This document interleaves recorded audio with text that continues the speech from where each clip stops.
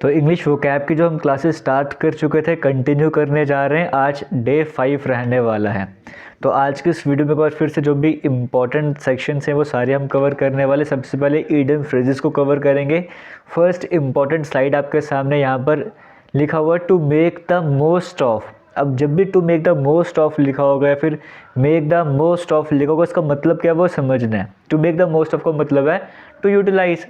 समझने जो लाइन लिखी है वहीं से पढ़ के समझ आ रहा होगा। To make the most of मतलब आपको मैक्सिमम यूज़ करना है, आपने यूटिलाइज़ करना है। एक तो इस तरीके से यूज़ कर जाता है, या फिर कोई घूमने के लिए जाते हो, ट्रैवल के लिए जाते हो, तो उसमें लिखा जाता है उसमें कि आप जितना इन्जॉय कर सकते हो उतना इन्जॉय वगैरह कर लो। तो उस टाइम पीरियड पर भी हम ये यूज़ करते हैं to make the most of. तो इसकी एग्जाम्पल लेकर चलते हैं। You should make the most of your time if you want to be successful. अगर तुम्हें सक्सेसफुल बनना है, जितना टाइम हो तुम्हारे पास है उसे मैक्सिमम टू मैक्सिमम यूटिलाइज़ करो। ये वो कहने के मतलब है। तो to make the most of का मतलब समझ आ गया, जितना यूटिलाइज़ हो सकता है उतना यूटिलाइज़ करो। आगे चलते सेकंड इंपॉर्टेंट स्लाइड की तरफ। यहाँ पर आपको देखने को मिल रहा है अ snake in the grass. A snake in the grass मतलब ए सीक्रेट एनिमी, या फिर इसको ऐसा भी बोल सकते हो कोई ऐसा पर्सन जिस पे आप ट्रस्ट वगैरह नहीं करना चाहते हो, उसके लिए भी आप यूज़ करते हो स्नेक इन द ग्रास, है ना। तो यहाँ पे एग्जांपल है we should always be aware of the snakes in the grass. हमें उन सभी लोगों से बच के रहना चाहिए, सावधान रहना चाहिए जिन पर हम विश्वास नहीं कर सकते, फिर जो हमारे एनिमी वगैरह हैं। तो अ स्नेक इन द ग्रास का जो मतलब है वो भी आपको समझ आ रहा होगा। आगे चलते हैं, नेक्स्ट इंपॉर्टेंट स्लाइड की तरफ चलेंगे। Eight 6 and 7।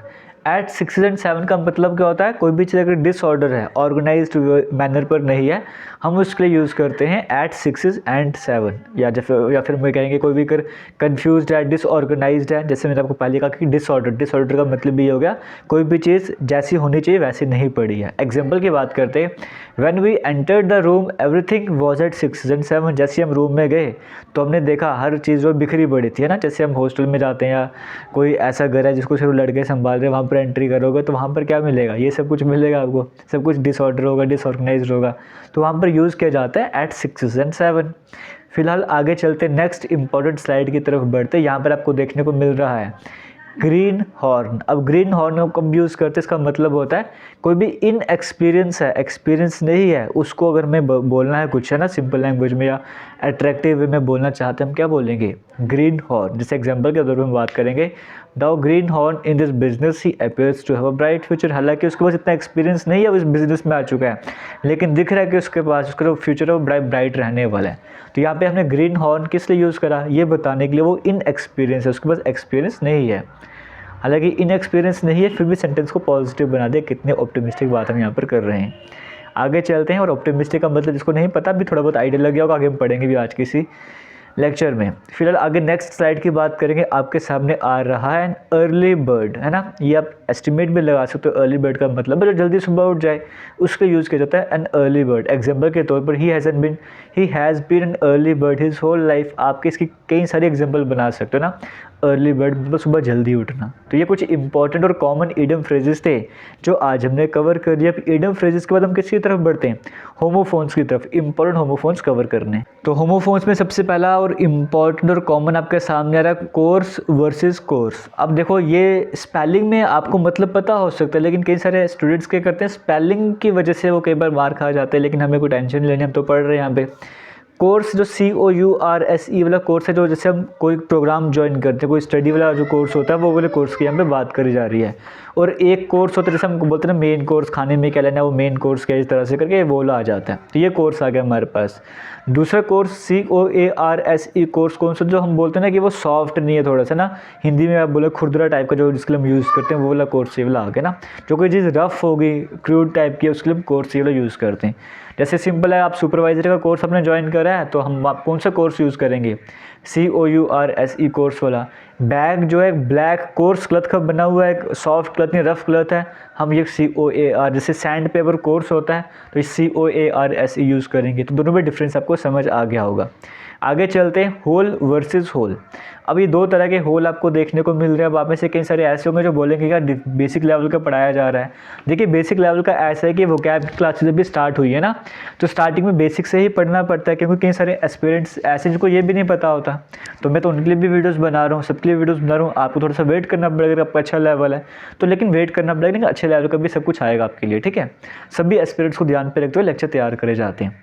अब ये होल वर्सेस होल है, यहाँ पे भी कन्फ्यूजन हो जाता है कई सारे स्टूडेंट्स को। देखो जो WHOLE होल है, इसका मतलब क्या है, कोई भी चीज़ हो कंप्लीट हो, पूरी हो, उसके लिए हम होल यूज़ करते हैं।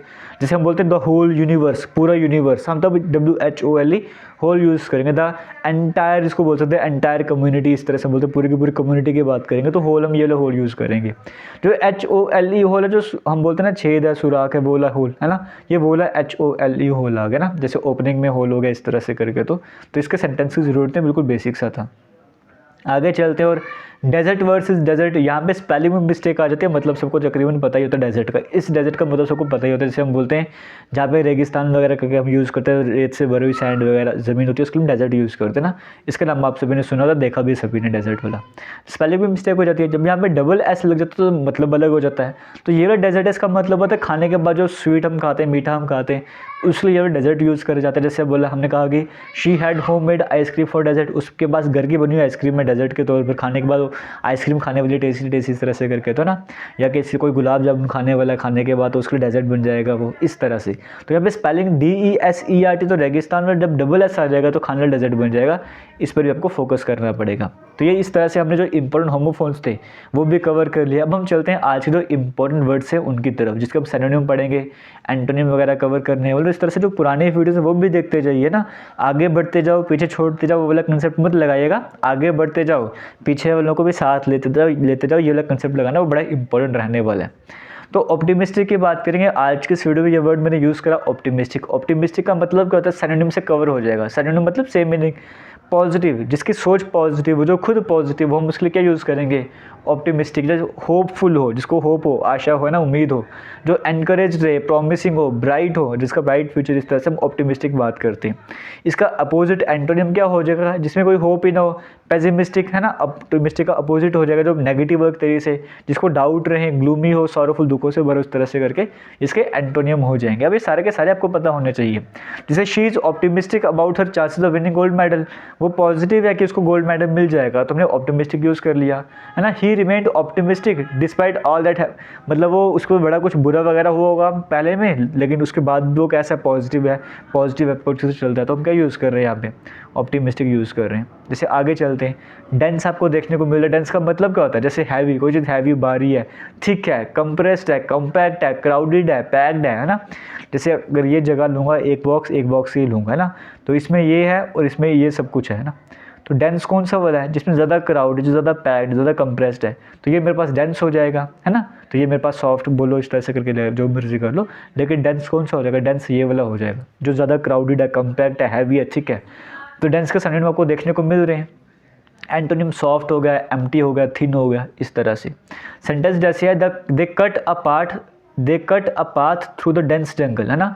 उन्होंने रास्ता बनाया एक डेंस जंगल, मतलब जंगल है, उसमें बड़े सारे पेड़ हैं, डेंस जंगल है ना, घना जंगल, इस तरह से करके वहाँ से रास्ता में, तो डेंस जंगल हमने वहाँ पे यूज़ करा है बताने के लिए कि वहाँ पे पेड़ ज़्यादा है, वो क्राउडेड है, हैवी है, थिक पेड़ है, इस तरह से करके जो भी है, हमने वो बताने के लिए डेंस यहाँ पर यूज़ करा। आगे चलते हैं, डिपार्ट का भी आप सिंपल से मतलब निकाल सकते हो। आप डिपार्चर सुनते हो, अराइवल सुनते हो ना, तो वहाँ से डिपार्ट से ही डिपार्चर बनता है। जैसे इसका सिनोनिम में एग्जिट करना, जैसे तुम निकलते हो बाहर, वो डिपार्ट। लीव, गो, क्विट, वैकेट, अबेंडन, डिसअपीयर, ये सारे डिपार्ट के सिनोनिम आप लेके चल सकते हो। एंटोनिम में क्या आ जाएगा, एंट्री करना, पहुंचना, रुकना, ज्वाइन करना, आना, ये सारे इसके एंटोनिम अपोजिट हो। जैसे हम बोलेंगे हमारी फ्लाइट जो सुबह 8 बजे निकलेगी, तो डिपार्चर टाइम हमने बताया कब यहाँ से निकलेगी, सुबह 8 बजे। अराइवल नहीं बता रहे, कब आएगी वो नहीं बता रहे, हम बोल रहे डिपार्ट, निकलेगी कब, है ना। अब किसी को डिपार्ट का मतलब भी नहीं पता, तो ये भी तो सोच सकते हैं कि हमारी फ्लाइट सुबह 8 बजे आएगी, है ना, उसको तो नहीं पता डिपार्ट का मतलब क्या है। अगर वो उसका मतलब अराइवल लेके चलेगा तो उसको लिखा हो जाएगा कि हमारी फ्लाइट जो सुबह 8 बजे आएगी, लेकिन डिपार्ट का मतलब क्या है, सुबह फ्लाइट 8 बजे निकलेगी, तो डिपार्चर यहीं से बनता है। और इसका अपोजिट अराइवल बन जाता है। हमारा डिपार्चर डिले होगा क्योंकि बैड वेदर था इसलिए हम निकल नहीं पाए टाइम पर। तो इस तरह से आपको सेंटेंस वगैरह भी बना सकते हो उसकी। तो फिलहाल ये थे हमारे पास इंपॉर्टेंट आज के वोकैब सेक्शन में कवर करा। उम्मीद करता हूँ आपको वीडियो अच्छी लगेगी। बाकी इसी तरह की और भी वीडियोस आती जाएंगे जो पुराना पढ़ाया जाता है जब भी आगे आते हो। अगर आपने खुद से नोट्स बनाए हुए तो बेटर है, अगर नहीं बनाए हुए तो जो भी PDF वगैरह आपके पास अवेलेबल, जो भी PDF मैंने आपसे शेयर करे हुए हैं, पहले जाके वो PDF को देखा करो, वहाँ पे जाके रिवीजन किया करो पहले सारे, है ना, क्विक रिवीजन किया करो। कितना टाइम लगने वाला रिवीजन करने में? अगर ज़्यादा ही बन गया आपके पास, जैसे 1000 के करीब तो मैंने करवाए भी नहीं है ना, आपको लगता है 50 भी याद करना डिफिकल्ट बन जाता है, तो 20-20 का सेट बना के रिवाइज कर लिया करो। रिवाइज करना बड़ा ज़रूरी है। रिविजन प्लस जो आपको करवाया जा रहा है, इन दोनों को लेकर चलो, वो आपके लिए बेटर रहने वाला है, वो आपके लिए बेस्ट रहने वाला है। थैंक यू, जय हिंद।